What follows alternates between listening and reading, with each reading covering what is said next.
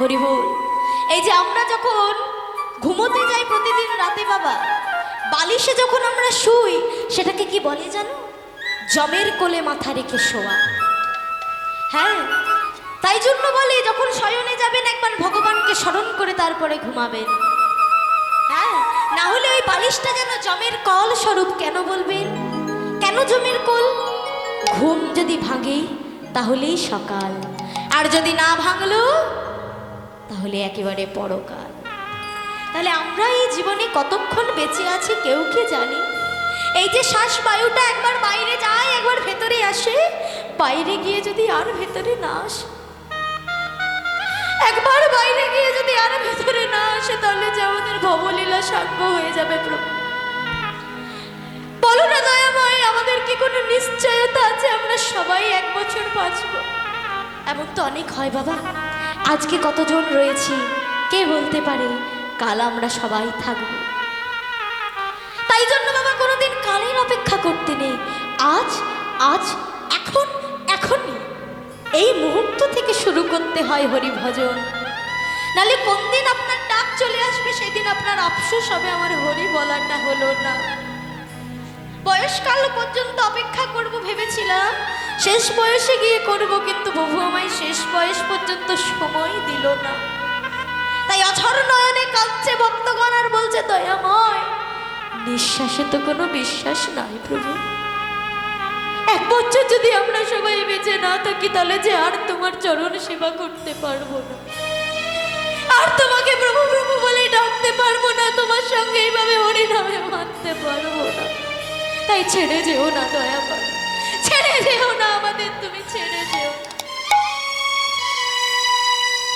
কিন্তু মা, প্রভু যখন একবার বলেছেন যাব, তাকে কি কেউ আর বেঁধে রাখতে পারবে গো? কেউ পারবে না, কেউ বেঁধে রাখতে পারবে না। কারণ নিয়তি। প্রভু ভক্তদের বললেন, শোনো ভক্তগণ, আমার যে আরো অনেক কাজ আছে, আমায় যে যেতেই হবে, তাই তোমরা আমায় বিদায় দাও। প্রভু তুমি চলে যাবো বলছো ঠিকই, কিন্তু শোনো দয়াময়, তোমায় কিন্তু একা যেতে দেব না, তোমায় কিন্তু একা যেতে দেব না। তুমি আমাদের মধ্যে কাউকে সঙ্গে করে নিয়ে যেতে হবেই তোমাকে। এতখানি দূরের পথ তুমি যাবে দয়াময়, না জানি পথে যদি কোথাও আপদ বিপদ হয়ে যায়। যিনি বিপদ ভঞ্জন মধুসূদন, ভক্ত বলছে না জানি যদি কোথাও আপদ বিপদ হয়ে যায়। ও মা, যিনি বিপদ ভঞ্জন মধুসূদন, তার আবার নাকি বিপদ হবে। এটাই তো ভক্তের ভালোবাসা। এই ভালোবাসা, এই অনুরাগ, এই প্রেম না থাকলে কোনোদিন ভগবানকে পাওয়া যায় না। ভগবানকে এইভাবে ভালোবাসতে হয়। প্রভু বললেন, বেশ, তবে বলো, তবে বলো কে যাবে, কে যাবে আমার সাথে? যাবার ইচ্ছে সকলেরই 16 আনা। এদিকে এক ভক্ত এসে দূরে দাঁড়িয়ে আছে। দূরে যখন দাঁড়িয়ে আছে, আজ প্রভু সবাইকে বলছে, বলো কে যাবে, বলো তোমরা যে যাবে চলো আমার সাথে, কোনো অসুবিধা নেই। কিন্তু মা, যাবার যে ইচ্ছা সকলেরই, তো যাবে কে? যেতে পারছে না কেউ। অনেক ভক্ত এসেছে, এক ভক্ত ওই যে দূরে দাঁড়িয়ে আছে, সেই ভক্ত বলছে আমি প্রভুর কাছে যাব, কিন্তু বাবা তাকে কেউ কাছে যেতে দিল না। তাই আজকে সেই ভক্ত দূরে বসে চোখের জলে বক্ষ ভাসিয়ে কাঁদছে। মাগো, ভগবান বলেনি অর্থ যার কৃষ্ণ তার, বলেছে কি বলেছে গো? ভগবান বলেছে যে ভক্তি যার কৃষ্ণ তার। তাই আজকে ভক্তি, ভক্ত হয়ে যে জিতে যাবে সেই প্রভুর সঙ্গ পাবে।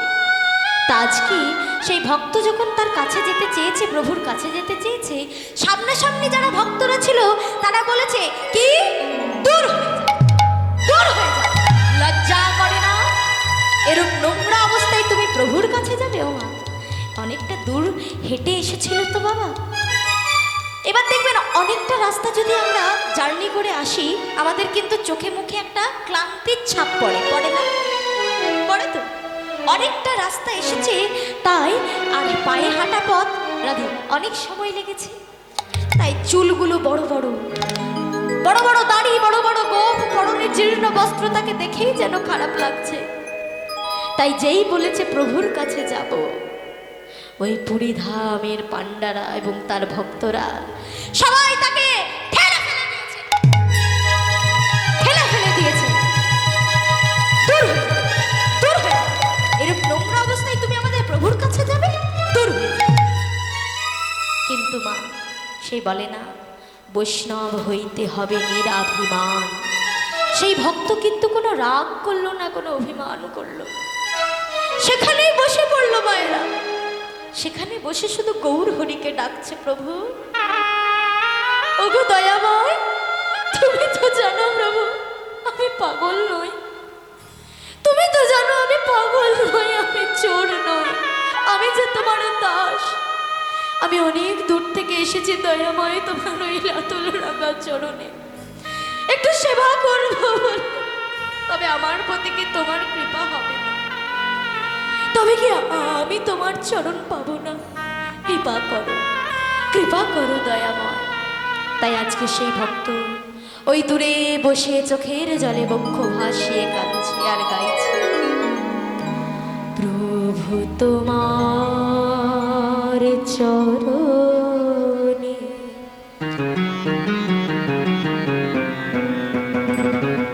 আমি সপে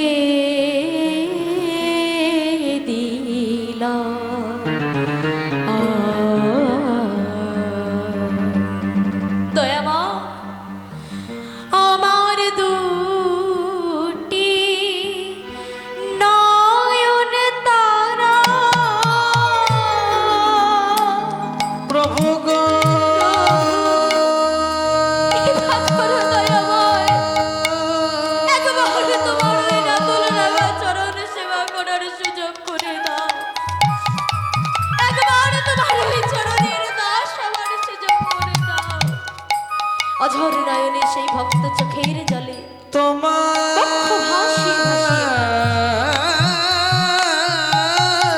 চরণে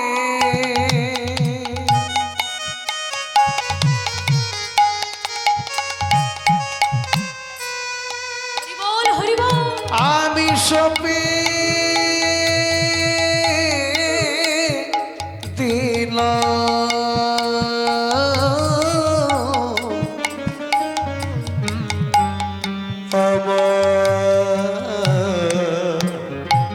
দুটি নয়ন তারা। শোনো শোনো, আমি তোমার চরণ ধুয়ে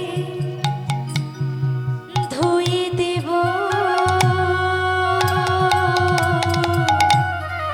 দিয়ে আমার নয়ন ধারা।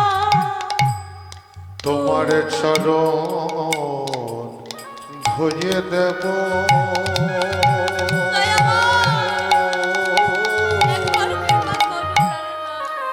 দিয়ে আমার নয়নে ধারা। আমার প্রাণের গোরা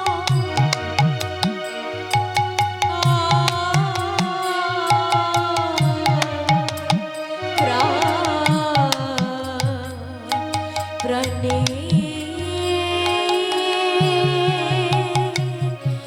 গোরা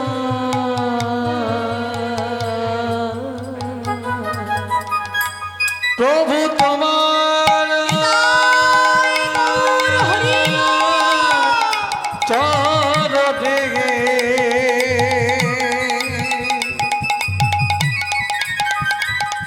আমি সবে সবে দিলাম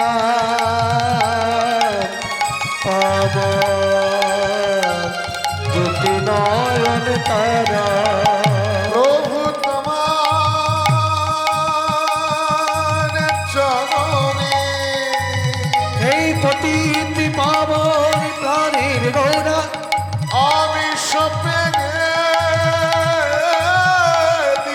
তোমার আমার দুটি প্রাণের গোড়া সপে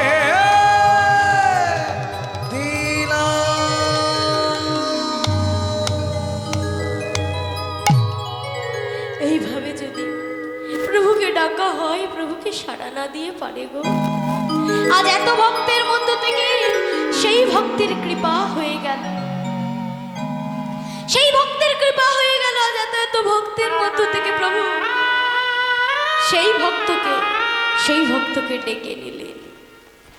সেই ভক্তকে ডেকে আজকে কি করলো জানো মা? মহাপ্রভু বুকে ধরলেন, জড়িয়ে ধরলেন। প্রভু আমার, এ কি তুমি এভাবে কাঁদছো কেন? কেঁদো না, এভাবে কেঁদো না। তুমি বলো, তোমার নাম কি? তোমার নাম কি প্রভু? তুমি তো এই জগতে পতিত উদ্ধার করতে এসেছো দয়ামা। আমার মনে হয় আমার মতো পতিত এই ত্রিভুবনে আর কেউ না। এই অধমের নাম হলো গোবিন্দ ঘোষ। বা তাই নাকি গো? তোমার নাম বুঝি গোবিন্দ? তা তোমার নাম যখন গোবিন্দ, তোমার এত কষ্ট কিসে? শোনো শোনো ভক্তগণ, আর আমাকে কেউ বাধা দিও না। এই দেখো, আমার সঙ্গে আছে গোবিন্দ ঘোষ। এই গোবিন্দকে সঙ্গে করে আমরা যাব আজকে বৃন্দাবনের পথে। ভক্তগণ, তোমরা আমায় বিদায় দাও। তাই আজকে বাবা মহাপ্রভু হরিনাম গাইতে গাইতে চলে যাচ্ছে। এই দেখুন মায়েরা, সামনেই রামনবমী, তাই না? সামনে রামনবমী আসছে। তাই আজকে যখন প্রসঙ্গ উঠলো, আজ মহাপ্রভু আমার কৃষ্ণ নাম গাইতে গাইতে যাচ্ছে। তা আমরা জানি যেই রাম সেই কৃষ্ণ বা সেই গৌরহরি। কিন্তু দেখুন, গৌরহরি কিন্তু কখনো যখন তিনি গৌর রূপে এলেন, তিনি নিজেকে ভগবান বললেন না। তিনি কিন্তু সবসময় ভগবান বললেন কৃষ্ণকে, আর ভগবান বললেন রামকে। তাদের মাহাত্ম্য, তাদের কীর্তি তিনি প্রচার করলেন দিকে দিকে। তাই আজকে মহাপ্রভু আমার চলে যাচ্ছেন কৃষ্ণ নাম, রাম নাম, হরি নাম গাইতে গাইতে। কীরকমভাবে যাইছে? আজ সবাই মিলে প্রভুকে বিদায় দিচ্ছে খোলো করতাল সহযোগে। কেমনভাবে চলে যাচ্ছে আজ? কৃষ্ণ কেশব কৃষ্ণ কেশব কৃষ্ণ কেশব ত্রাহি মম, রাম রাঘব রাম রাঘব রাম রাঘব রাম। কৃষ্ণ কেশব কৃষ্ণ কেশব কৃষ্ণ কেশব তাই রাম, রাম রাঘব রাম রাঘব রাম রাঘব রাম। কৃষ্ণ কৃষ্ণ কৃষ্ণ কেশব কৃষ্ণ কেশব প্রায় নাম, রাম রাঘব রাম রাঘব রাম রাঘব রাঘব। হরে কৃষ্ণ কৃষ্ণ কৃষ্ণ হরে হরে, হরে রাম রাম হরে হরে। হরে কৃষ্ণ কৃষ্ণ কৃষ্ণ হরে হরে, হরে রাম রাম রাম হরে হরে। তাই এইভাবে গাইতে গাইতে প্রভু আমার চলে যাচ্ছেন। আর প্রভু আমার আজ এসে উপস্থিত হলেন এইভাবে কৃষ্ণ নাম গাইতে গাইতে শান্তিপুরের মাটিতে।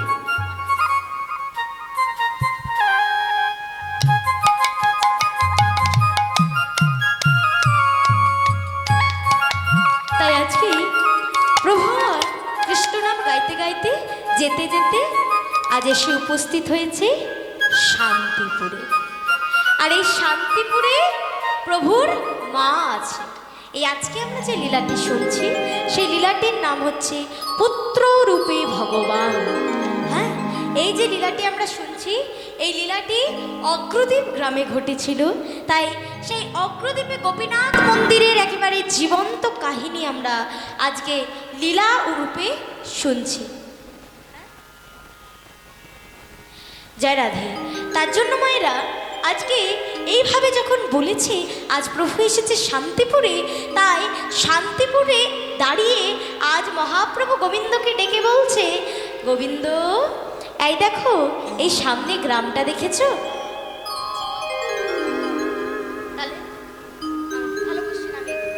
একদম যায়নি তাই না মা গো। আজকে যখনই দেখেছি তখনই বলছে, শোনো শোনো গোবিন্দ, এই শান্তিপুরে জানো তো আমার মা থাকে। চলো একবার আমার মায়ের সাথে দেখা করে আসি। তাই আজকে মহাপ্রভু আমার গোবিন্দ ঘোষকে সঙ্গে করে এসেছে শান্তিপুরের মাটিতে। আর এই শান্তিপুরে যখনই প্রভু এসেছেন, সকল ভক্তরা আজকে কাছে পেয়ে গৌরহরিকে আত্মহারা হয়ে গেছে হরিনামে। সবাই আজ মেতে উঠেছে হরিনামে। তাই সবাই মিলে আজকে প্রভুকে ডেকে কীর্তন গাইছে খোলো করতাল সহযোগে। আর এদিকে মহাপ্রভু আমার কি করছেন? মহাপ্রভু আমার সকল ভক্তের মাঝে দাঁড়িয়ে নৃত্যগীত আনন্দ করছেন।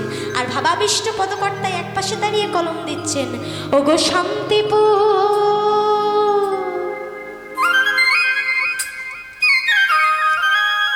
ওগো শান্তিপুর,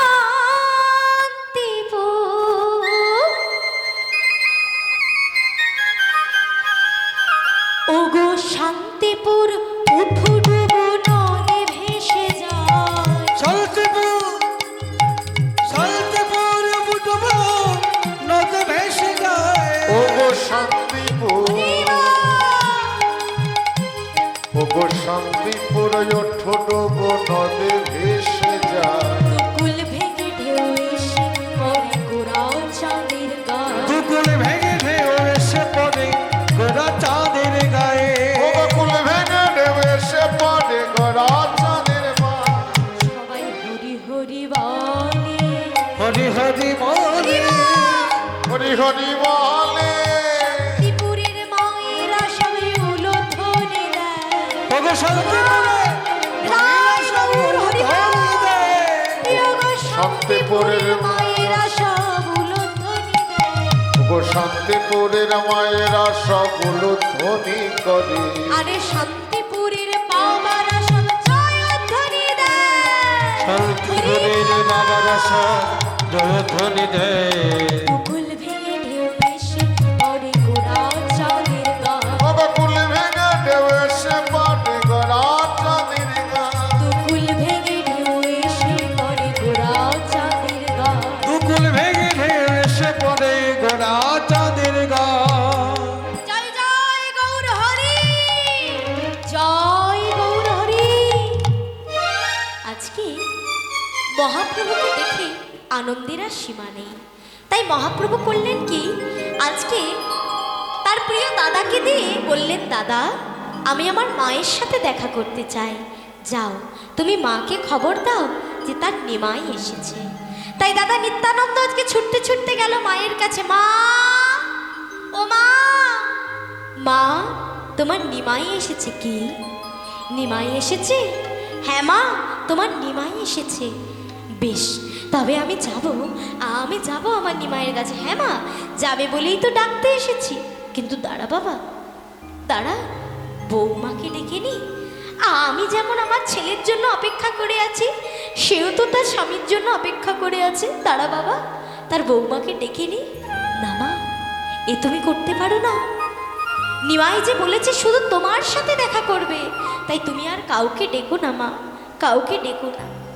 ও মা, আজ বিষ্ণুপ্রিয়া মা ঘরের ভেতর থেকে এই কথা শুনতে পেয়ে বড় কষ্ট পেলেন, কিন্তু মনে মনে মেনে নিলেন। মনে মনে এটাই মানলেন যে না, আমি দুঃখ পাবো না, আমি কষ্ট কেন পাবো?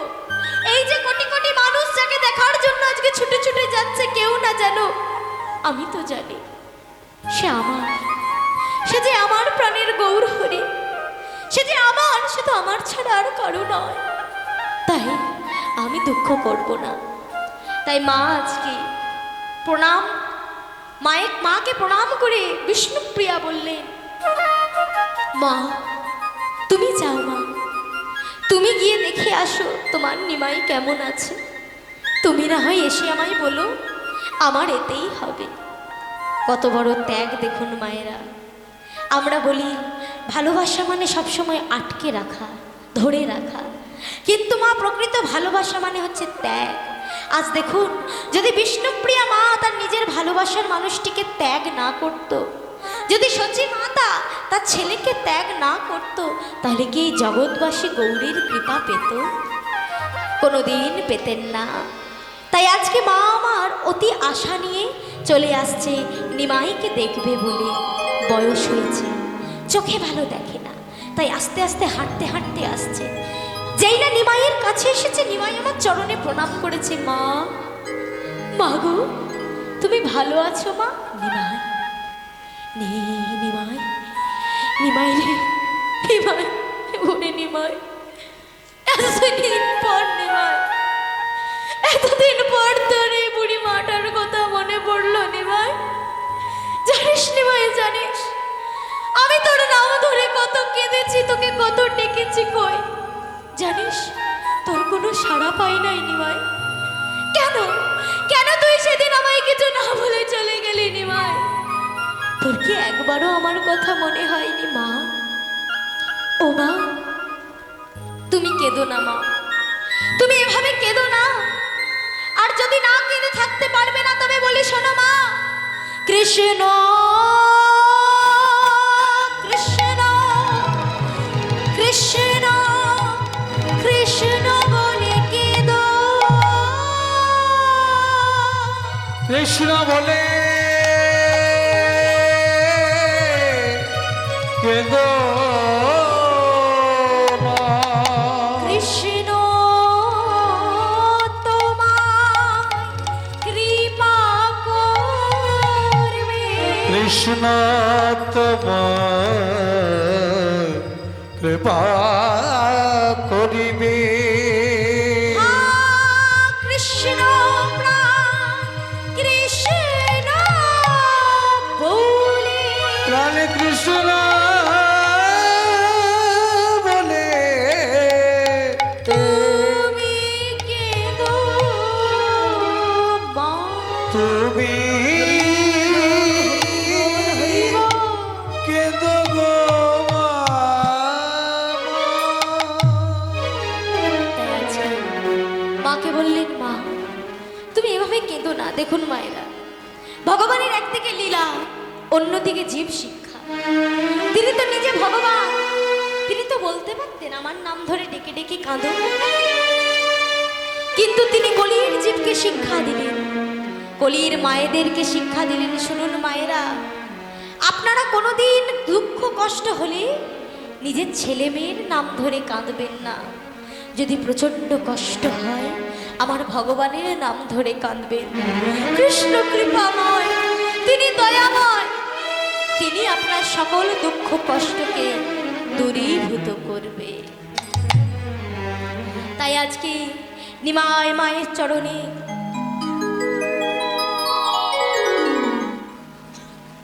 মায়ের চরণে প্রণাম জানাচ্ছেন, আর প্রণাম করে বলছেন, মা এবার আমায় বিদায় দাও। তাই আজকে প্রণাম করে নিমাই বলে, মা আমি চলে যাই, আমি চলে যাই, আমি চলে যাই, আমি চলে যাই।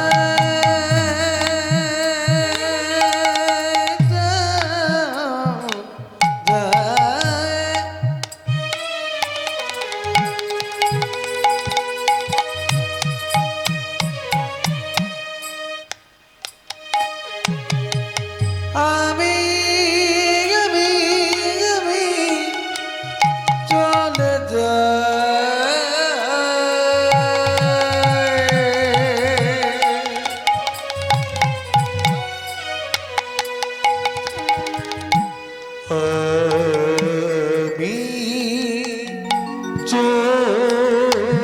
যাই। ও মা জাননী,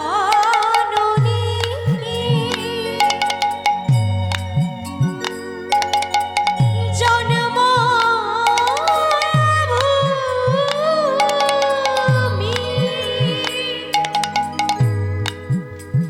আমায় দাও গো বিদায়। ও মা হরি বল, হরি বল, হরি বল। জননী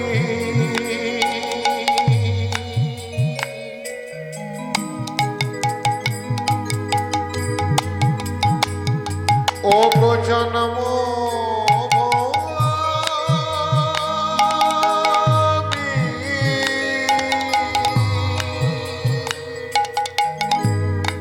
দাও মনে বিদায়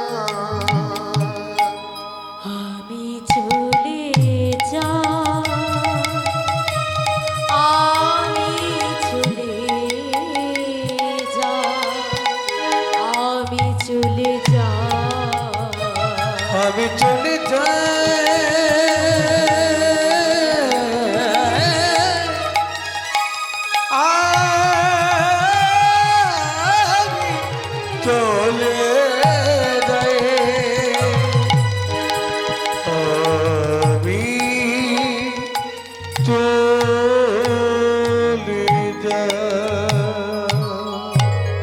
তাই আজকে মায়ের চরণে প্রণাম জানিয়ে প্রভু আমার গোবিন্দ ঘোষকে সঙ্গে করে এসে উপস্থিত হলেন অগ্রদ্বীপের মাটিতে। আর এই অগ্রদ্বীপে প্রভু একটু বিশ্রাম নেবেন। তাই আজকে গোবিন্দকে ডেকে বলছে, গোবিন্দ শোনো, অনেকটা পথ তো পরিশ্রান্ত হয়ে এলাম, এসো এই গঙ্গার তীরে বটবৃক্ষের তলায় একটু বিশ্রাম করি। তাই আজকে মহাপ্রভু আমার বিশ্রাম করছেন। আর বিশ্রাম করতে করতে আজ মহাপ্রভু বলছেন, শোনো গোবিন্দ, অনেকটা পথ তো এলাম, দেখো না, দেখো মধ্যাহ্নকাল আগত, ও গোবিন্দ সেবার আয়োজন করো, বড় ক্ষুধা পেয়েছে।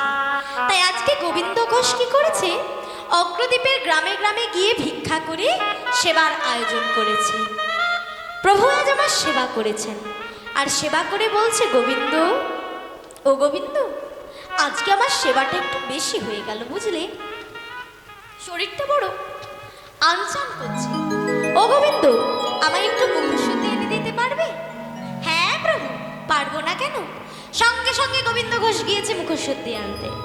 মা, ও মা, বলি তোমার ঘরে একটু মুখশুদ্ধি হবে গো? হ্যাঁ হবে। মা কি করেছে, একটা ঘর থেকে হরিতকি এনে গোবিন্দ ঘোষের হাতে দিয়েছে।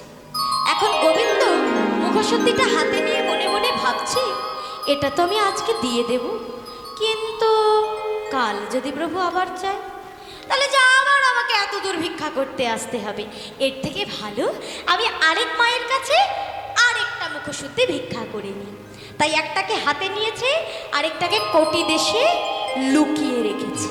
আর যেই না কোটি দেশে লুকিয়েছে, এমন সময় হয়েছে কি, অন্তরে জানি লাহরি, অন্তরে জানি লহরি, অন্তরে জানি লাহরি, অন্তরে জানে লাহরি ও হরির সাথে নয় চাতুরি, অন্তরে জানি লাহরি, হরির সাথে নাই চাকরি, অন্তরে জানি লহরি, আমার হরির সাথে নয় চাতুরি, অন্তরে জানি লাহরি। ওই হরির সাথে নয় চাতুরে অন্তরে জানে লাহরি। তাই আজকে প্রভু আমার জেনে গেছেন, কিন্তু কাউকে বুঝতে দেবেন না, এটাই তো লীলা বাবা। গোবিন্দ ঘোষ তো আনন্দ করে আসছে প্রভুকে মুখশুদ্ধি দেবেন বলে। প্রভু, ও প্রভু, এনেছো গোবিন্দ? হ্যাঁ প্রভু, এই না। আর যেই না দিয়েছে, প্রভু বলছেন, আহ গোবিন্দ, আজ আমার সেবাটা বড় ভালো হলো জানো, একেবারে সব পরিপূর্ণ হয়ে গেল। বেশ প্রভু, তবে চলো এবার যাই বৃন্দাবনের পথে। না না গোবিন্দ, এখন যাব না, আজকের দিনটা এখানে বিশ্রাম নিয়ে কালকে যাব। তাই পরের দিন প্রভাতকাল, পরের দিন প্রভাতকালই মহাপ্রভু আমার শয়নে আছেন গোবিন্দ ঘোষকে নিয়ে গঙ্গার তীরে। আর এদিকে সকল ভক্তগণ হরিনাম গাইতে গাইতে চলে যাচ্ছেন ওই রাস্তা দিয়ে। সবাই আজকে গাইছে, ভজ গৌরাঙ্গ জপ গৌরাঙ্গ লহ গৌরাঙ্গের নাম রে। ভাজা গৌরাঙ্গ জপ গৌরাঙ্গ লহ গৌরাঙ্গে নাম রে। ভজ গৌরাঙ্গ জপ গৌরাঙ্গ লগরাঙ্গে নাম রে। ভজ গৌরাঙ্গ জপ গৌরাঙ্গ লহ গৌরাঙ্গের নাম রে। ভজ গৌরাঙ্গ জপ গৌরাঙ্গ লহ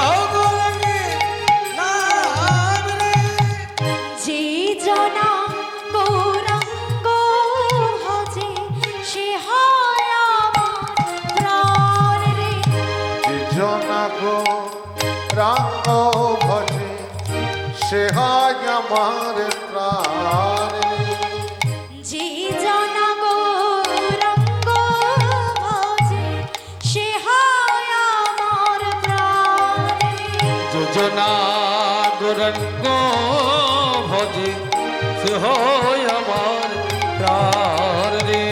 ভজ গৌরাঙ্গ জপ গৌরাঙ্গ লহ গৌরাঙ্গের নাম।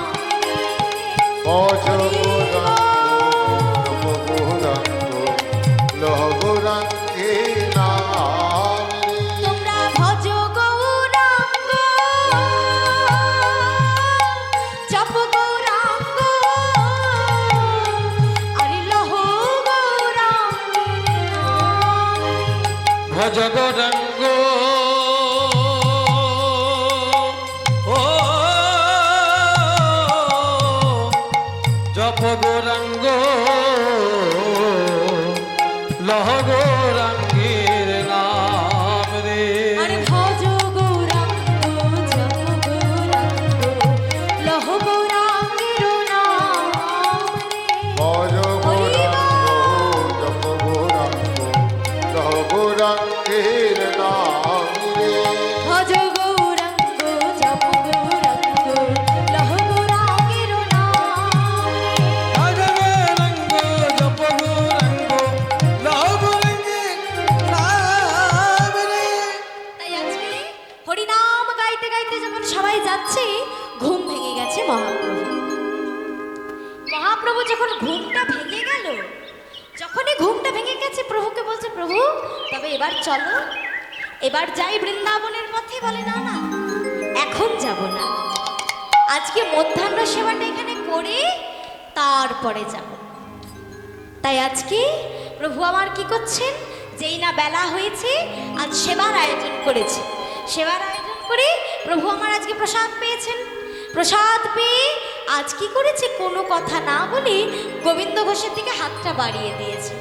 গোবিন্দ একটু মুখ শুদ্ধি দাও, মুখ শুদ্ধি দাব একটু মুখ শুদ্ধি দাও।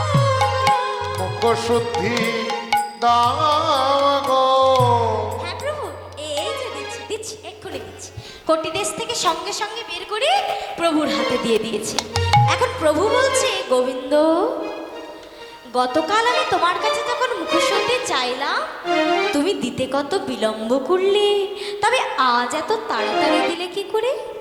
ও প্রভু, এই আসলে কি বলতো, আমি গতকাল যখন ভিক্ষা করতে গিয়েছিলাম না, আমি দুটো ভিক্ষা করে নিয়েছিলাম। কেন তুমি দুটো ভিক্ষে করেছিলে কেন? ও প্রভু, আসলে আমি জানতাম আজকে তুমি আবার চাইবে। ও তাই? তুমি জানতে আজকে আমি আবার চাইবো, আর তুমি জানতে বলে তুমি সঞ্চয় করেছো। এ তুমি কি করেছো গোবিন্দ? তুমি জানো না আমরা যে সন্ন্যাসী, সন্ন্যাসীর নাহি গো সঞ্চয়ের অধিকার।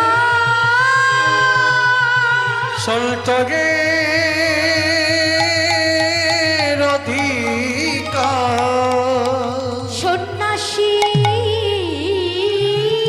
নাহি গো সঞ্চয়ের অধিকার। সন্তগের অধিকার সন্ন্যাসীর নাহি গো সঞ্চয়ের অধিকার। সন্তগে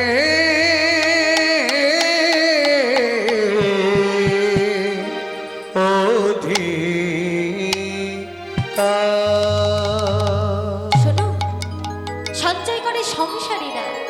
তুমি যখন সঞ্চয় করেই ফেলেছো গোবিন্দ, তোমার মধ্যে সংসারের বাসনা আছে, আর এই সংসারের বাসনা নিয়ে তুমি তো আমার সঙ্গে বৃন্দাবনে যেতে পারো না। তাই শোনো, আর তোমার আমার সাথে বৃন্দাবনে যাওয়া হবে না। আমি শ্রীকৃষ্ণ চৈতন্য মহাপ্রভু এই অগ্রদ্বীপে তোমায় নির্বাসন দিলাম। মহাপ্রভু আমার অনেক কান্নাকাটি, মহাপ্রভুর চরণ ধরে আজ অনেক কান্নাকাটি করা হলো। গোবিন্দ ঘোষ অনেক কান্নাকাটি করলেন, প্রভু যেও না, আমি মানছি আমি অপরাধ করেছি, আমি ভুল করেছি, কিন্তু দয়াময় আমি তো আমার জন্য কিছু করিনি, আমি তো যা করেছি তোমার জন্য। তাহলে কেন আমায় এত বড় শাস্তি দিচ্ছ প্রভু? আমাকে ছেড়ে যেও না। কিন্তু মা, নিয়তি নিয়তি যা আছে তা কিন্তু হবে। নিয়তিকে বাইরে গিয়ে কেউ কিছু করতে পারবে না। তাই দেখো বাবা, যেটা হওয়ার আছে সেটা হবে। তাই আজকে মহাপ্রভু আমার গোবিন্দ ঘোষকে ছেড়ে দিয়ে চলে গেলেন বৃন্দাবনের পথে। আর এদিকে কৃপা করে বলে গেলেন, শোনো গোবিন্দ ঘোষ, তুমি মন খারাপ করো না, তুমি এখানে থাকো।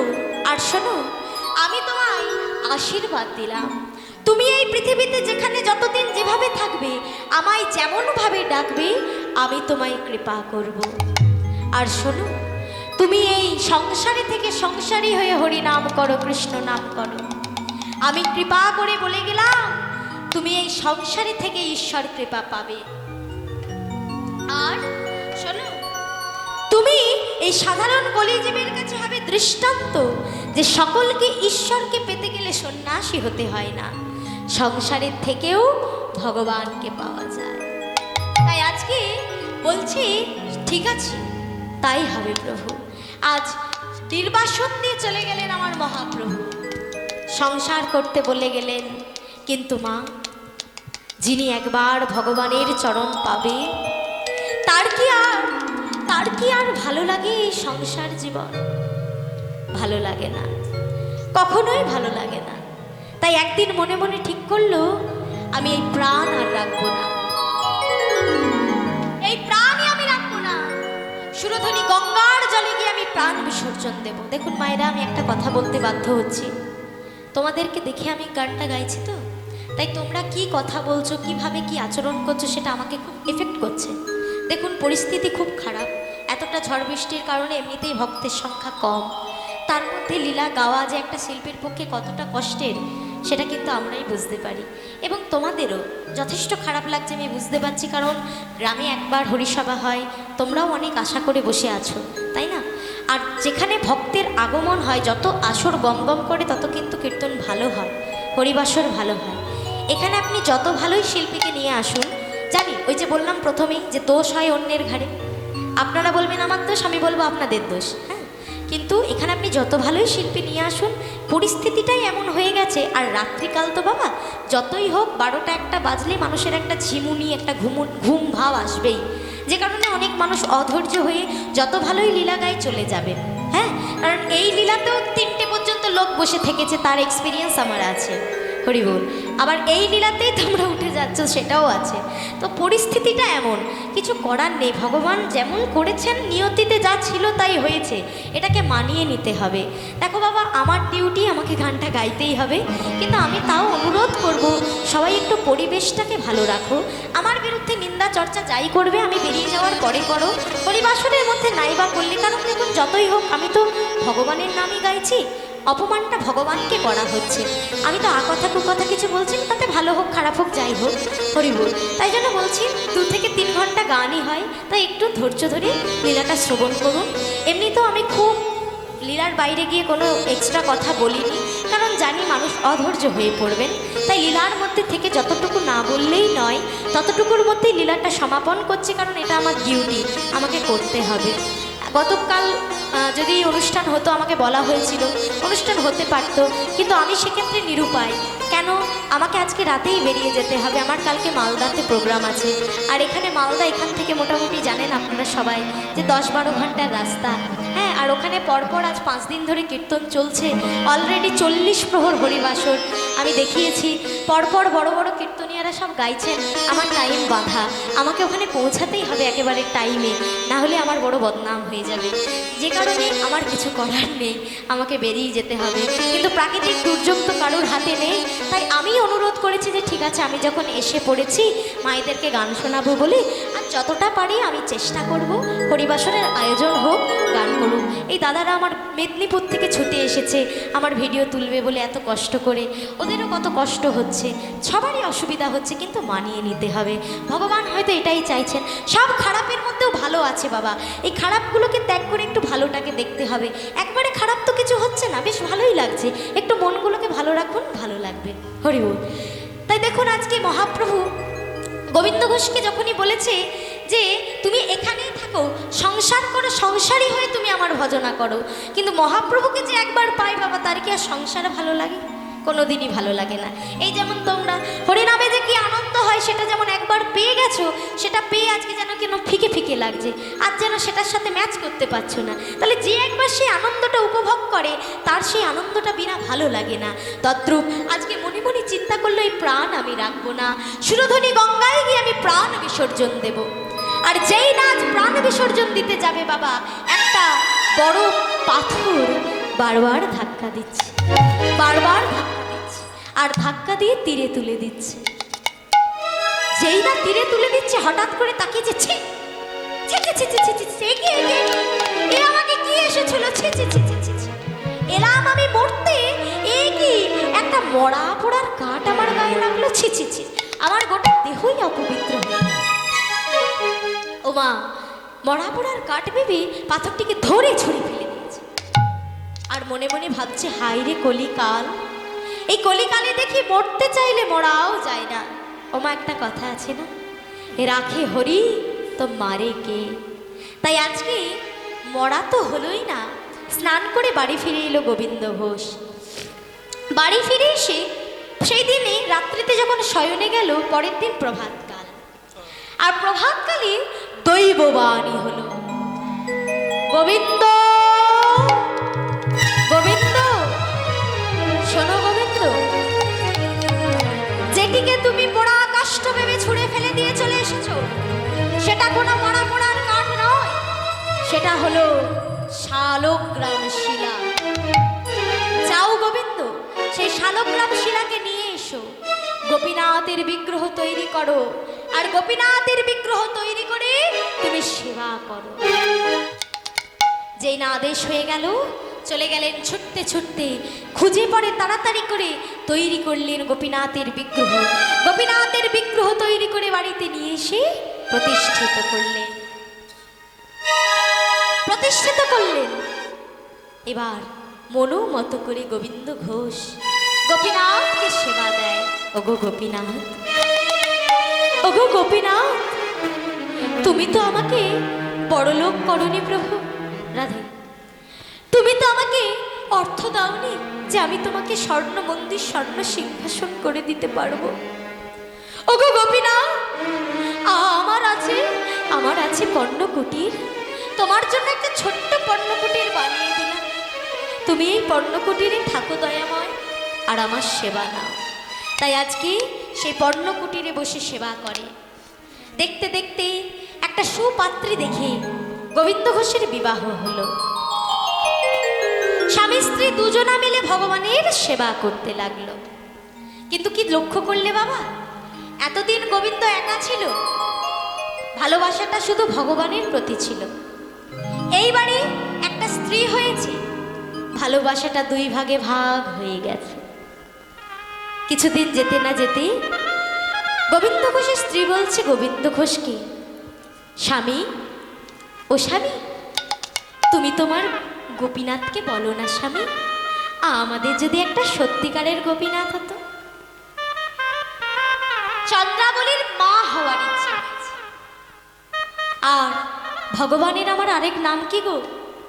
কথাই আছে না, ভগবান বলেছেন ভক্তই আমার মাতা পিতা, ভক্তই আমার গুরু, ভক্তই আমার গুরু, ভক্তই আমার নাম দিয়েছে, নাম দিয়েছে বাঞ্ছা কল্পতরু, বাঞ্ছা কল্পতরু।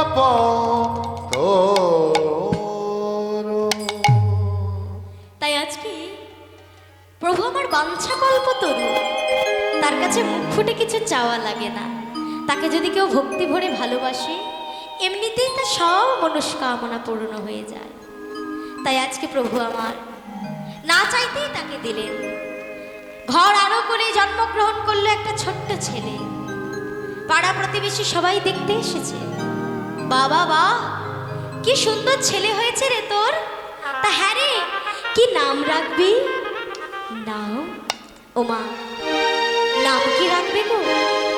আগেকার দিনে নিয়ম ছিল যে গুরুদেব কিংবা গণককারকে দিয়ে নাম রাখা হতো। এখনকার দিনে তো মা বাবা যা পাচ্ছে তাই নাম রেখে দিচ্ছে বাবা, নাকি? হ্যাঁ, কিছু পাচ্ছে না তো মায়ের নামটাকে হাফ কাটছে আর বাবার নামটাকে হাফ কাটছে, দুটোকে যোগ করে দিচ্ছে, নিয়ে একটা নাম রেখে দিচ্ছে, যার কোনো মানেই দাঁড়াচ্ছে। কিন্তু মা, এই নাম এমন একটা জিনিস যেটা কিন্তু জীবনের সাথে খুব ওতপ্রোতভাবে জড়িত। নাম যদি তোমার জীবনে না খাটে, তোমার কিন্তু উন্নতি হতে হবে না।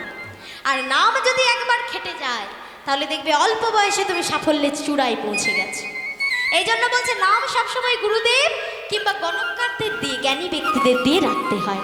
আর কিছু না পারলে ভগবানের নামে নাম রাখতে হয়। যেমন আমাদের আগেকার দিনে ঠাকুমা দিদারা বেশিরভাগ নাম দাদুদের কি নাম? ভগবানদের নামে, তাই না বাবা? শীতলা দেবী, হ্যাঁ, মধুসূদন, হরিবল। তাহলে আগেকার দিনে দেখতে পেলে আমরা দেখবো যে সব নাম ঠাকুরের নামে। তাই জন্য বলছে আমি কি নাম রাখবো জানো? আমি নাম রাখলাম গোপীনা। নাম রাখলাম গোপীনা। আমি নাম রাখলাম গোপীনা। নামে রাখলাম গোপীনাথ। গোপীনাথের কৃপা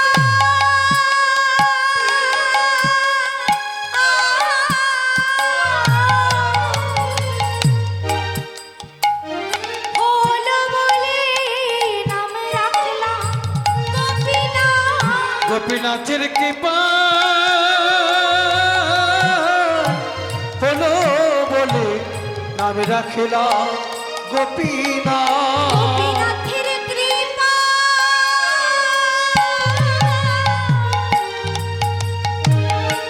হলো বলে আমি নাম রাখলাম গোপীনাথ। গোপীনাথের কৃপা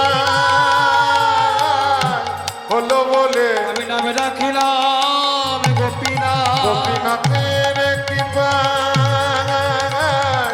হলো বলে নাম রাখিলাম গোপীনাথ। হলো বলে নাম রাখিলাম গোপীনাথ। গোপীনাথের কৃপায় হলো। আমি নাম রাখিলাম গোপীনাথ। আমি নাম রাখিলাম গোপীনাথ।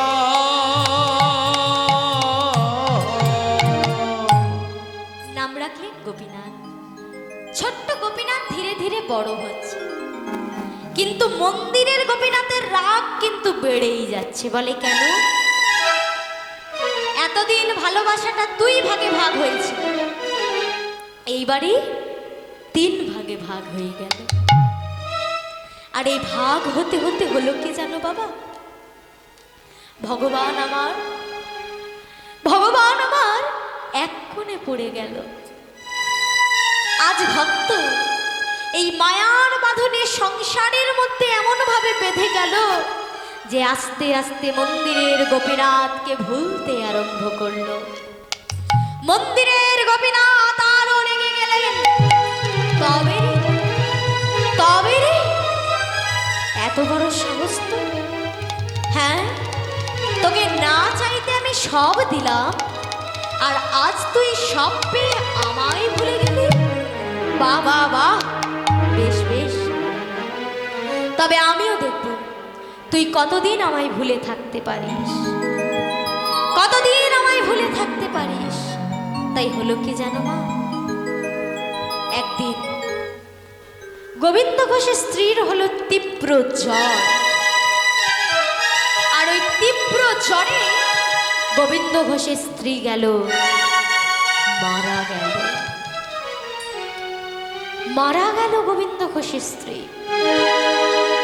অবাক হয়ে গেল গোবিন্দ ঘোষ। গোপীনাথ, ও গোপীনাথ, এ তোমার কেমন বিচার গোপীনাথ? এ তোমার কেমন বিচার? এত ছোট ছেলে আমার, এত এত ছোট ছেলে আমার, আমি ওকে মানুষ করব কি করে? গোপীনাথ, ও গোপীনাথ, কি করলে তুমি এটা? আমার ছেলেটা যে ওর মাকে ছাড়া কিছু জানে না, আমি এইটুকু বাচ্চাকে মানুষ করব কি করে? তুমি ওর মাকে কেড়ে নিলে। ও মা, একদিনের জ্বরে বাবা কখনো কেউ মারা যায়? কিন্তু কথাই আছে না, রাখে হরি মারে কে, আবার মারে হরি তো রাখে কে। সে বলে না, যদি আসে ডাক্তার তবে কি করবে ডাক্তার? ভগবানের ডাক যদি একবার চলে আসে বাবা, আর কেউ কিচ্ছুটি করতে পারবেন না।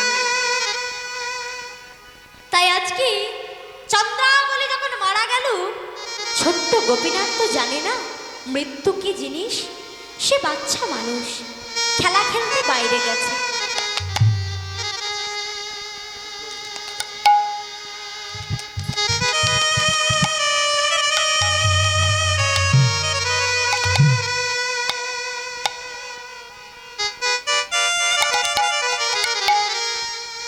আজকে যেই না বাবা বাইরে থেকে খেলে পরে বাড়ি ঢুকছে, দেখবেন আমরা বাড়ি ঢোকা মাত্র কি করি? কাকে ডাকি? মা, তাই না? দরকার থাক আর না থাক, আমরা কিন্তু মাকেই ডাকি। এখন গোপীনাথ চিৎকার করছে, মা, ও মা, মা কোথায় গেলে মা? ও মা, চিৎকার করছে সারা। এবার দেখবেন বাবা, সন্তান কিন্তু ঠিক জানে যে মা কোথায় কোথায় থাকতে পারে। ঘরে ঢুকে আগে গেল রান্নাঘরে, দেখলো নেই। তারপরে গেল ঠাকুর ঘরে, দেখলো ঠাকুর ঘরেও নেই।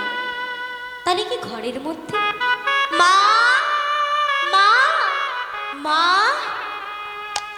এ কি মা? মা, ও মা, কি হয়েছে তোমার? তুমি এভাবে চুপ করে শুয়ে আছো কেন? রাধা, ও মা, কি হয়েছে মা? পাশে দেখছে বাবা বসে আছে। বাবা, ও বাবা, মায়ের কি হয়েছে গো? মা কথা বলছে না কেন? মা, ও মা, মা, তুমি তো এই সময় ঘুমাও না মা। কি হয়েছে মা? তুমি ঘুমাচ্ছ কেন মা? কথা বলো না মা, কথা বলো। ও মা, তুমি কি আমার উপর রাগ করেছো? মা, ও মা, একবার সারা দাও না মা। আমি আর কোনো অন্যায় করব না, আমি আর কোনো ভুল করব না। তুমি আমার ডাকে সাড়া দাও মা, কথা বলো মা। মা, মা, আজ মা মা মা বলে চিৎকার করছে, কিন্তু মা যে আর কোনোদিন সাড়া দেবে না। তাই ছেলেকে বুকে ধরে গোবিন্দ ঘোষ বলছে, ওরে বাবা, তুই এইভাবে মা মা বলে ডাকিস না, তোর মা যে আর কোনোদিন সাড়া দেবে না। তাই ছেলেকে অনেক বুঝিয়ে কোলে করে আজ গোবিন্দ ঘোষ আমার শ্মশান যাত্রা করলেন। বলো হরি, বলো হরি, বলো হরি। শ্মশানে নিয়ে গিয়ে স্ত্রীর দেহ সৎকার করলেন। এবার সৎকার করে বাড়ি ফিরে এলেন, কিন্তু মন্দিরের প্রতি অবহেলা আরো শুরু হয়ে গেল।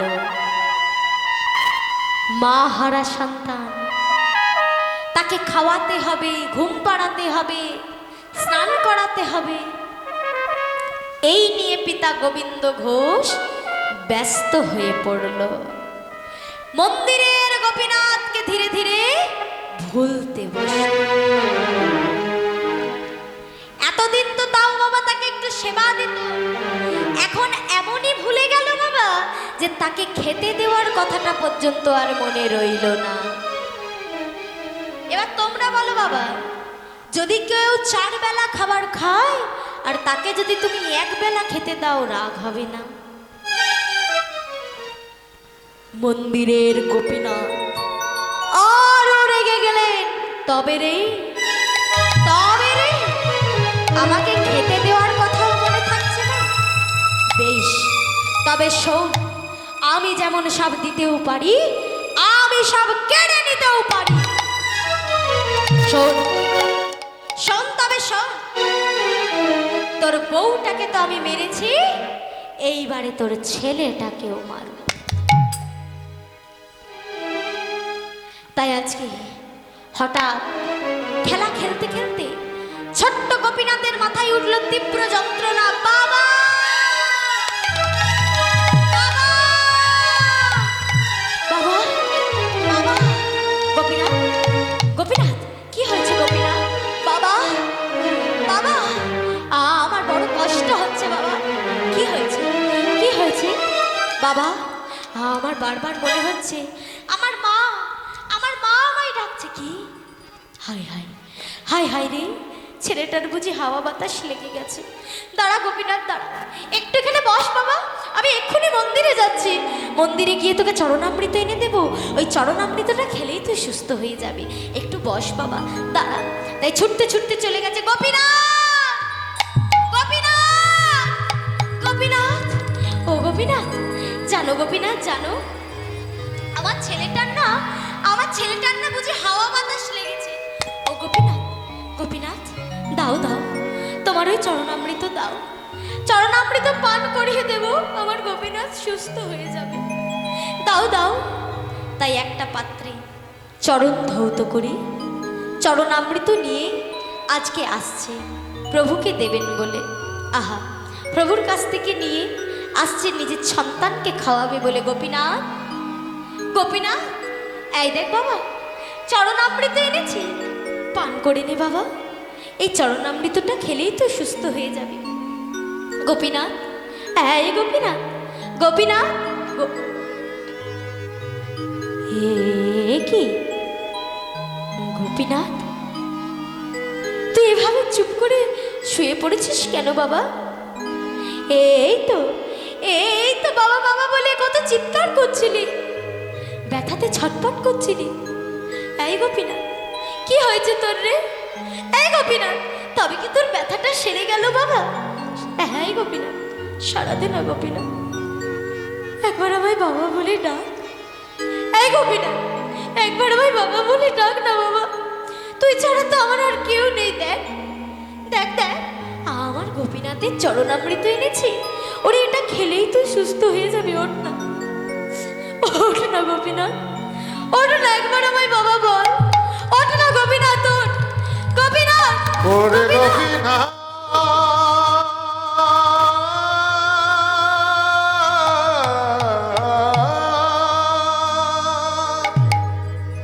কথা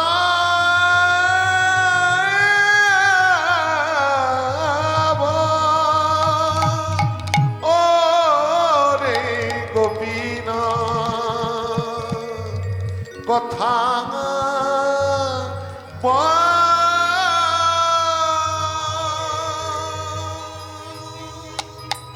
গোপীনাথ গোপীনাথ গোপীনাথ করে ডাকছে, কিন্তু কোনো সাড়া নেই। উন্মাদের মতো চিৎকার করছে সন্তানকে হারিয়ে। এ তুমি করতে পারো না গোপীনাথ, এ তুমি করতে পারো না দয়াল গৌর।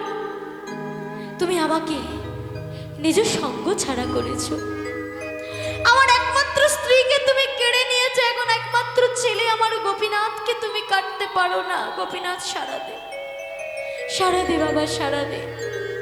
কিন্তু আজকে এত চিৎকার করে ডাকলেও গোপীনাথ যে আর সাড়া দেবে না। চিৎকার শুনে পাড়া প্রতিবেশী সকলে চলে এসেছে।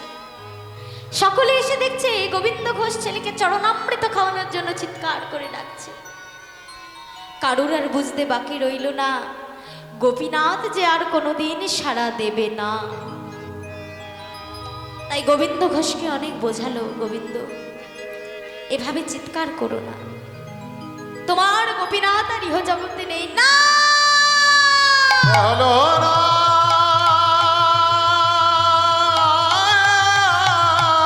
বলো না, এই কথা তুমি বলো না, আমার গোপীনাথের কিছু হতে পারে না। দেখুন মায়েরা, ভগবানের কেমন বিচার। এই জন্য বলেছে যার সাথে খেলবি খেল, কোনোদিন ঈশ্বরের সঙ্গে খেলতে যাস না। ভগবানের মার যে কি মার বাবা, তা কিন্তু যে পায় সেই জানে, তাই না? এই দেখুন, আজকে একটা পিতা মাতা যখন জানতে পারে আমরা একটা পুত্র সন্তানের মাতা পিতা হয়েছি, সকলের মনে একটাই বাসনা থাকে, হে গৌর সুন্দর, হে ভগবান আশীর্বাদ করো যেন এই ছেলেকে মানুষের মতো মানুষ করতে পারি, শেষের দিনে যেন এই ছেলের কাঁধে চড়ে শ্মশান যাত্রা হরি করতে। বল, হরি বল। কিন্তু আজ বিধির কি বিধান, শাস্ত্র বলছে এই জগতে যত শোক আছে সব থেকে তীব্র শোক হচ্ছে পুত্র শোক, আর সেটাই ভগবান দিল। আজ দেখুন, পুত্রের কাঁধে চড়ে পিতা যায়, সেটা যদিও বা দেখা যায়, আজ একটা পিতার কোলে পুত্র চলে যাচ্ছে। গ্রামবাসী সকলে অবাক হয়ে গেছে। দয়াময়, এ তোমার কেমন বিচার? তুমি ভক্তকে না চাইতে সব দিলে, আবার তুমি তার কাছ থেকে সব কেড়ে নিলে। দয়াময়, কেন প্রভু, কেন কেন তোমার এত নিষ্ঠুর বিচার? কেন কেন তুমি ভক্তদের প্রতি এত নিষ্ঠুর বিচার করো? তাই আজকে দেখুন, ছোট্ট ছেলেকে কোলে করে শ্মশান যাত্রা করছে, আর এদিকে সকল গ্রামবাসীর অন্তর পাথর হয়ে গেছে।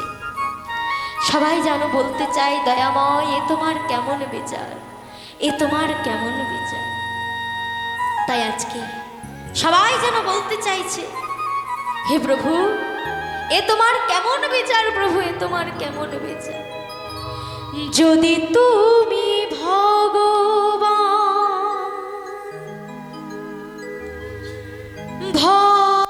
ভক্তেরি প্রাণ, তবে কেন দুঃখ দাও? ওগো দয়াময়,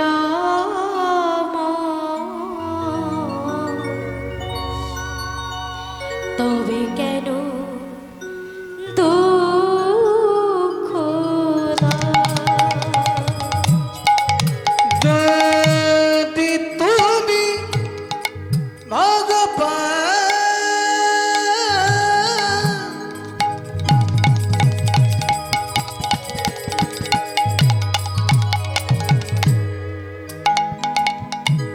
ভক্তিরি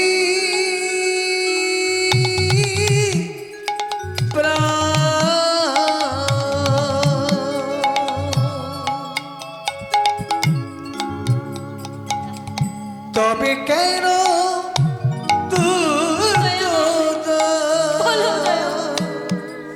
এ তোমার কেমন বিচার? এ তোমার কেমন বিচার?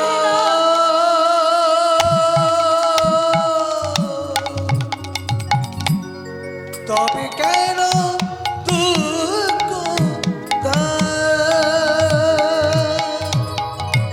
তুমি যে সাধু নও,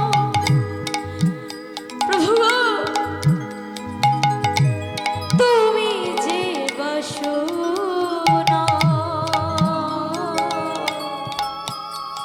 ওগো তুমি যে ভক্তের প্রাণ, ওগো দয়া,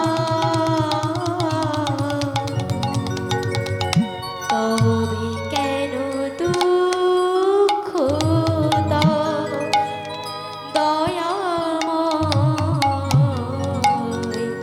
তবে কেন দুঃখ দাও?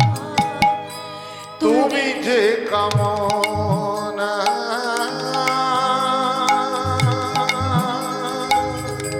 তুমি যে বাসনা,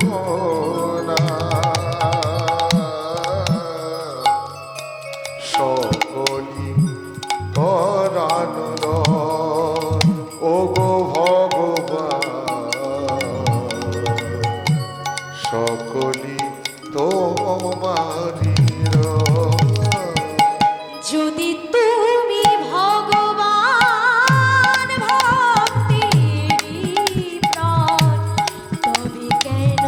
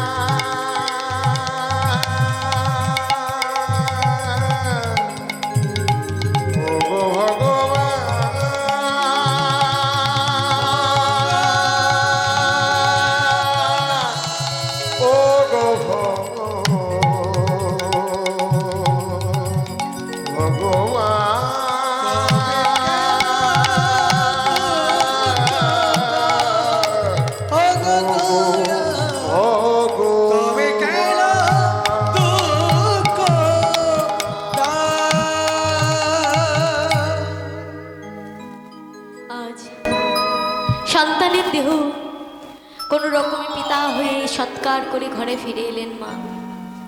কিন্তু সেই দিন থেকে যে বাবা ঘরে বন্ধ হয়ে বসলো, সন্তান হারা পিতা তো মা, যদি কোনো পিতা মাতা সন্তানকে হারায়, সন্তান হারানোর যে কি যন্ত্রণা তা কিন্তু তারাই বুঝতে পারে।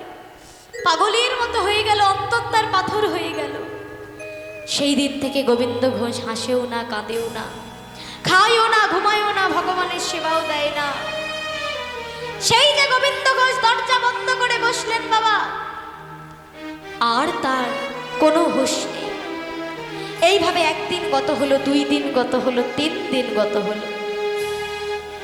মন্দিরের গোপীনাথ ভাবে হায় হায় রে, আমি বুঝি আমার ভক্তকে একটু বেশি কষ্ট দিয়ে ফেলেছি, কিন্তু এই কষ্ট যে আমি আর দেখতে পাচ্ছি না। তাই কি হলো জানো মা, একদম সত্য ঘটনা বলছি। 4 দিন প্রভাত কাল দরজার সামনে এসে কে যেন ডাকে, বাবা বাবা। কে কে ডাকে আমার, কে ডাকে বাবা? এ কি, এই যে আমার গোপীনাথ, আমার গোপীনাথ আমায় ডাকছে বাবা, আমার গোপীনাথ। আর থাকতে পারলো না সন্তানের ডাক শুনে, সঙ্গে সঙ্গে দরজা খুলে চারিদিকে তাকাচ্ছে, কোথায় কোথায় গোপীনাথ, কোথায় বাবা, একবার আমায় বাবা বলে ডাক। গোপীনাথ কোথায় গেলি গোপীনাথ? এ কি তুমি? দরজার সামনে কে গো? দরজার সামনে আজ তার ছেলে গোপীনাথ নয় গো, দরজার সামনে দাঁড়িয়ে আছে ত্রিভঙ্গ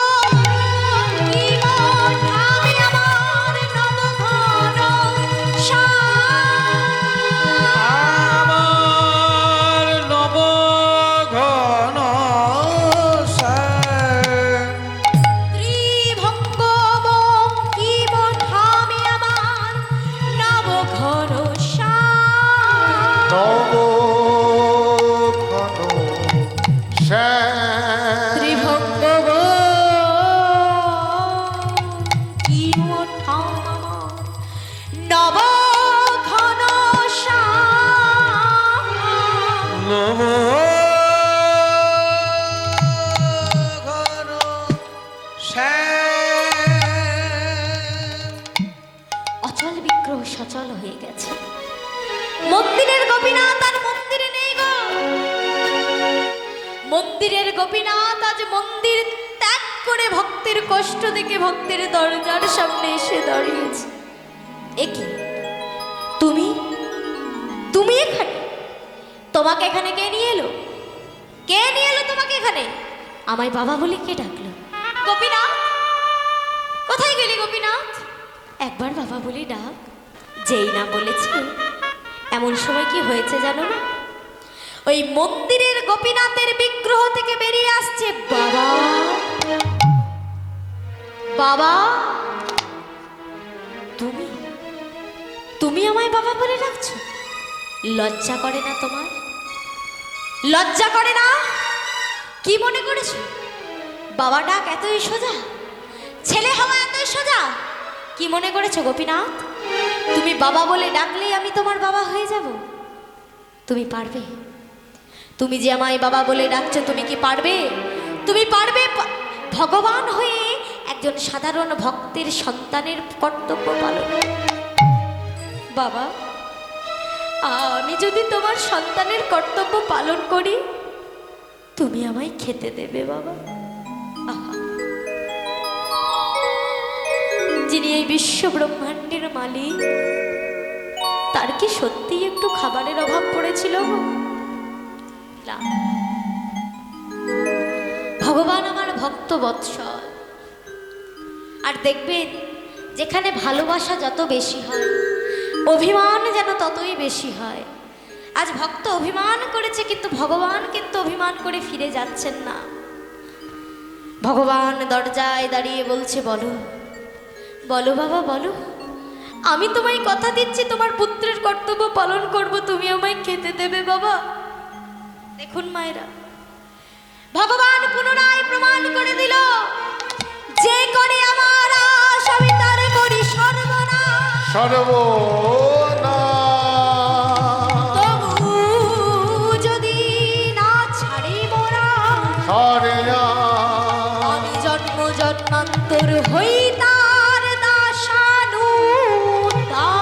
দশনো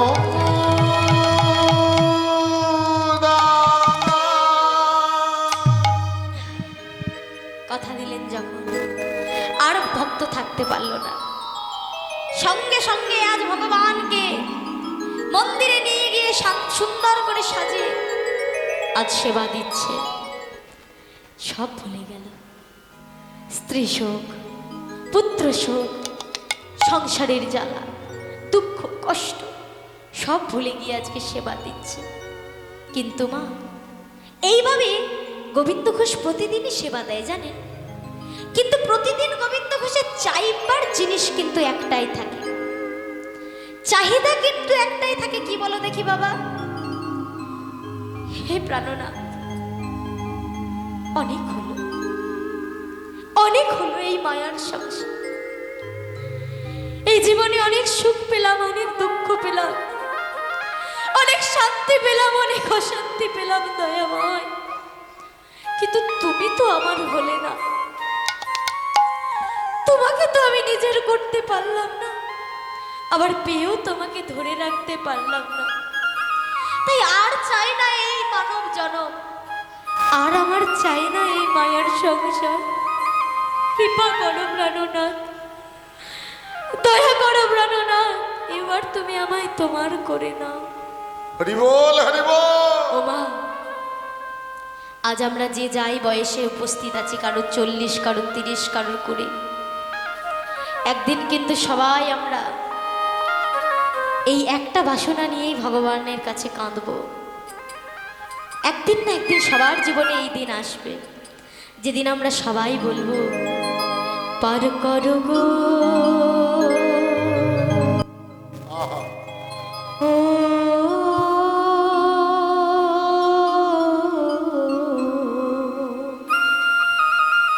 আমায় পারের পার করো গো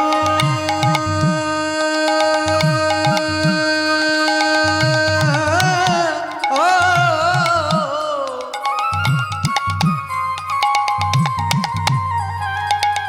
আমায় পারের দয়া ও গদয়ামা,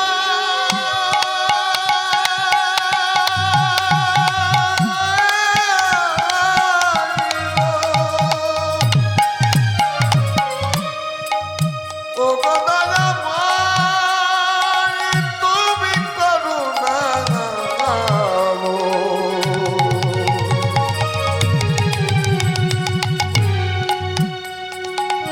তুমি করুণা করো,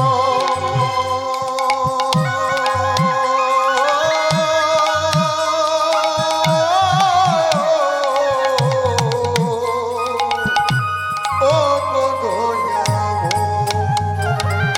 পার করো গো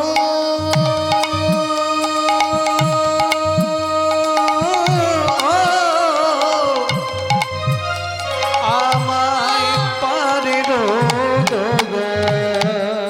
ও মা, আমরা সবাই জানি তুমি পারের কর্তা, তুমি পারের কর্তা, বলো কবে আনবে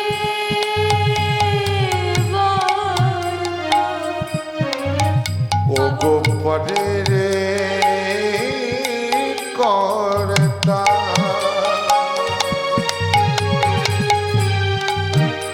কবে আনবে বার্তা। ভবনদীর কান্ডারি আমাদের ভগবান, একদিন এই নদী বাবা সবাইকে পেরিয়ে যেতে হবে। আমরা বলি না মা, কিছু জনের মৃত্যু দেখে যে দেখ দেখ এত সুখে গেল, কাউকে জানতেই দিল না, ঘুমের মধ্যেই চলে গেল। আবার কেউ কেউ থাকে মাসের পর মাস, বছরের পর বছর কষ্ট পেয়ে পেয়ে কষ্ট পেয়ে পেয়ে যায়, কিন্তু মৃত্যু তার আসে না। বলে না দেখ কত ভোগ করছে, ভুগছে। এটা কেন হয় জানো মা? এই তোমার জীবনকালের কর্ম। বেঁচে থাকতে তুমি যেমন কর্ম করবে তোমাকে সেই ফলটা এই পৃথিবীতেই ভোগ করে যেতে হবে। যা তুমি করবে তা এখানে রেখে দিয়ে যেতে হবে, ভোগ করে তবে যেতে পারবে। তাই মাগো, যদি আমাদের জীবনকালে কর্মটা ভালো থাকে তাহলে যাবার সময় আর কোনো কষ্ট হবে না। সেদিন আমরা একবারে ভগবানের ডাকে চলে যেতে পারবো, যেদিন আমাদের ডাকবে। তাই জন্য বলছে, জীবনকালে যতদিন বেঁচে আছো কর্মটা ভালো করো, সৎ পথে থাকো, ঈশ্বর চিন্তা করো, ঈশ্বরকে নিয়ে থাকো, কারণ শেষ দিনে তিনি ছাড়া কেউ তোমার সাথে যাবে না, তিনিই তোমাকে কৃপা করে নিয়ে যাবে। যে কারণে বলছি, তুমি পারের কর্তা,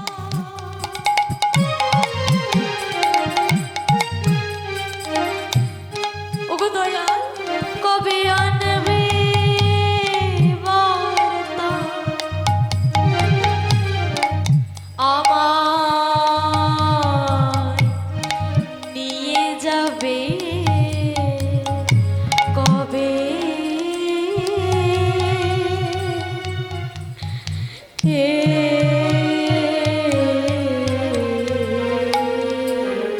हरि गे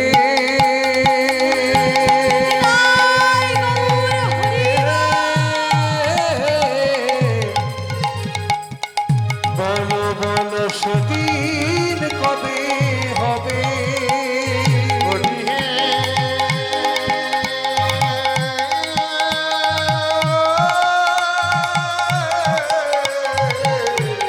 বলো সেদিন কবে বা হবে।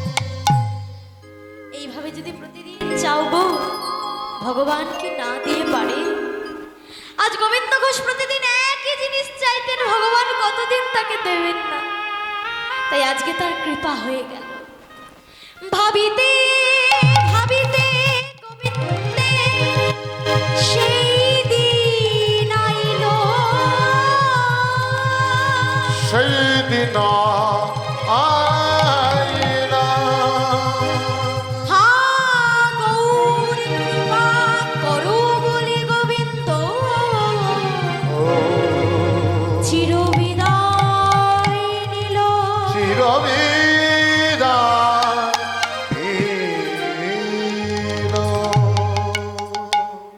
আজকে গোবিন্দ ঘোষ আমার দেহ রাখলেন, সেই দেহ রাখাটা কি অপরূপ দেখুন। মন্দিরে সেবা করতে করতে, বিগ্রহের চরণধ্বনি বক্ষে ধরে, নয়নে বদন দর্শন করতে করতে আজকে দেহ রাখলেন। গ্রামবাসী সকলে মিলে জানতে পারল। তাই গ্রামবাসী সকলে মিলে যখন শ্মশানে নিয়ে যাবেন, এতক্ষণে কেউ লক্ষ্য করেনি একটা বাচ্চা কালো ছেলে কোথা থেকে এসেছে। সে বলছে, হ্যাঁ গো, শুনলাম ঠাকুরমশাই মারা গেছে, তাই আমি চাই আমি ঠাকুরমশাইয়ের দেহটা কাঁধে করে শ্মশানে নিয়ে যাব। বলে, বেশ বাবা, ওর তো আপন বলতে কেউ নেই, তাহলে তুই নিয়ে চল। তাই কাঁধে করে শ্মশানে নিয়ে গেল। এবার যখন মাটি দেবে বাবা, সেই কালো ছেলেটি নিজের হাতে মাটি দিচ্ছে। হরি বল। এইবারে সবাই বাড়ি ফিরে এসেছে। এবার কিছুদিন পরে তো শ্রাদ্ধ শান্তি হয় না, তার আগে তো একটা পালন থাকে। তা মন্দিরের গোপীনাথকে তো সেবা দিতে হবে। পুরোহিত মারা গেছে, ঠাকুরমশাই মারা গেছে, কিন্তু প্রতিষ্ঠিত বিগ্রহ, তাকে তো আর না খাইয়ে রাখা যায় না। তাই একটা পুরোহিত মশাই ঠিক করা হলো। পুরোহিত মশাই ঠিক করলেন, শোনো পুরোহিত মশাই, তুমি প্রতিদিন সকালবেলা গিয়ে এই গোপীনাথকে সেবা দেবে। তাই ঠাকুর মশাই কি করেছে, পরের দিন সকালবেলা গেছে সেবা দিতে। আর যেই না নানাবিধ উপচারে সাজিয়ে সেবা দিতে গেছেন, এমন সময় অকস্মাৎ দৈববান ঠাকুর মশাই,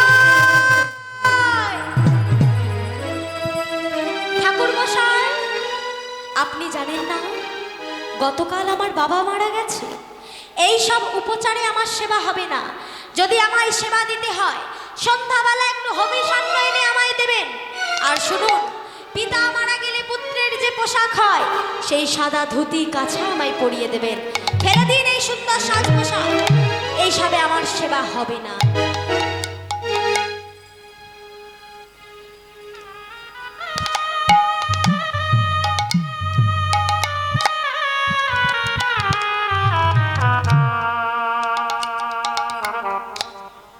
আজকে যেই না দৈববাণী শুনেছে, ছুটতে ছুটতে বাইরে বেরিয়ে এসেছে। ওমা, বললে বিশ্বাস করবেন না, এই যে আপনাদের হাওড়া জেলা, হুগলি, এরপরে তারপরে পূর্ব বর্ধমান, আপনারা অনেকে নাম শুনেছেন, কাটোয়া নাম শুনেছেন তো? এই কাটোয়ার সন্নিকটে জায়গাটির নাম অগ্রদ্বীপ। এই অগ্রদ্বীপে এখনো এই গোপীনাথ বিগ্রহ রয়েছে, গোবিন্দ ঘোষের সেবিত এখনো রয়েছে। যে গোপীনাথের বিগ্রহ রীতিমতো মন্দির থেকে হাঁটা চলা করতো বাবা। বললে বিশ্বাস করবেন না, এই গোপীনাথের বিগ্রহ একদিন নয়, দুদিন নয়, 30 দিন হবিষান্ন সেবা করেছিলেন। সন্ধ্যাবেলা সত্যি সত্যি ভগবানকে প্রসাদের জায়গায় হবিষান্ন নিবেদন করা হতো। কোনোদিন কোনো মন্দিরে শুনেছেন যে ভগবানকে হবিষান্ন দেওয়া হচ্ছে? হরিবোল। আর সত্যিকারেরই ভগবান সাদা ধুতি কাছা পড়েছিল। এইবার যেদিন শ্রাদ্ধ হবে, এই ছোট্ট ছেলে আবার কোথা থেকে চলে এসেছে শুনছো? আমি শ্রাদ্ধে বসতে পারি? আহারে, দেখ দেখ, এই ছেলেটাকে দেখে যেন মনে হচ্ছে একেবারে গোপীনাথ, একেবারে গোপীনাথ। গোবিন্দের ছেলে গোপীনাথ যদি বেঁচে থাকতো, ঠিক এই ছেলেটির বয়সী হতো। পাড়া প্রতিবেশীরা আলোচনা করছে, বেশ বাবা বেশ, তুই তবে শ্রাদ্ধে বস। তাই আজকে মা সেই ছেলেটি, কালো ছেলেটি শ্রাদ্ধে বসেছে। এইবার যখন পিণ্ডদান হবে, পিণ্ডটা হাতে নিয়ে বলছে, বাবা বাবা, তুমি দেখছো তো বাবা,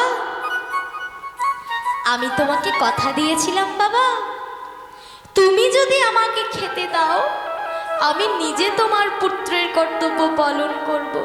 এই দেখো বাবা, আমি নিজের হাতে করে তোমার দেহ শ্মশানে নিয়ে গিয়ে নিজের হাতে তোমার দেহেতে মাটি দিয়েছি সমাধিতে। আমি নিজে 30 দিন হবিষান্ন ভোগ করেছি, হবিষান্ন সেবা করেছি।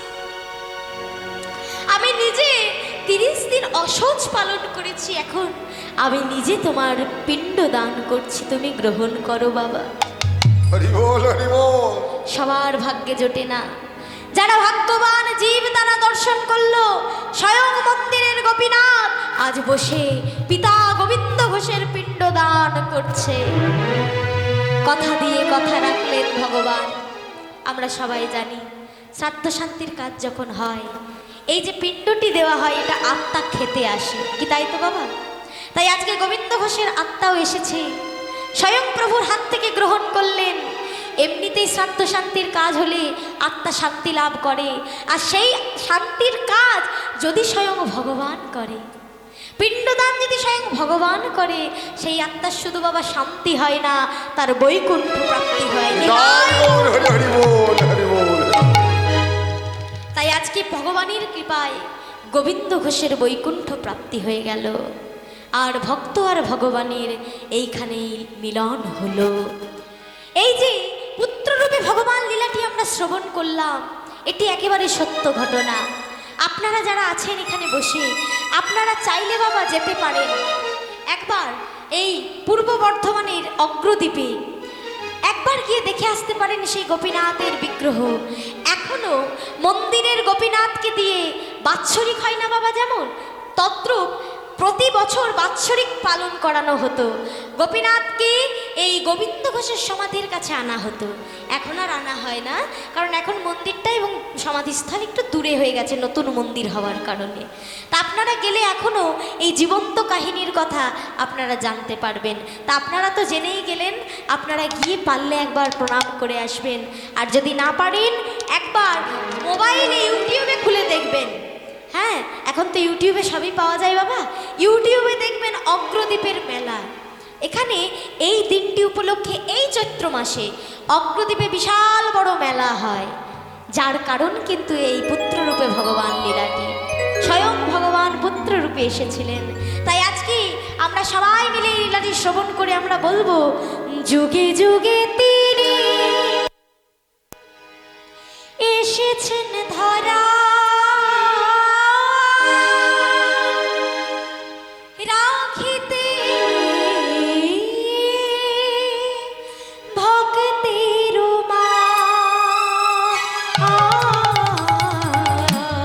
যুগে যুগে তিনি এসেছে ধরায় রাখিতে ভক্তেরি মা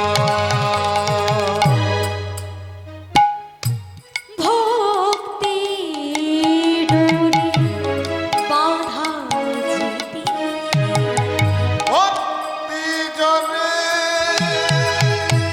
বাধা যে তিনি ভক্তি ডোরে বাঁধা যেতে ভক্তি ডরে বাধা দে তিনি পুত্র রূপে ভগবান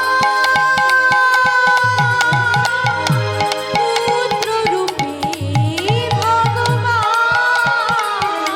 পুত্র রূপে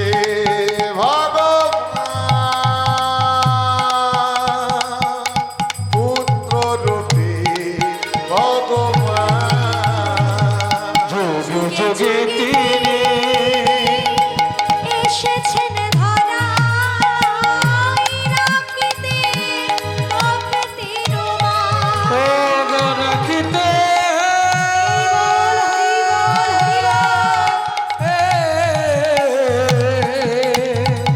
ভক্তেরি মা ও রাখিতে ভক্তেরি মা রাখিতে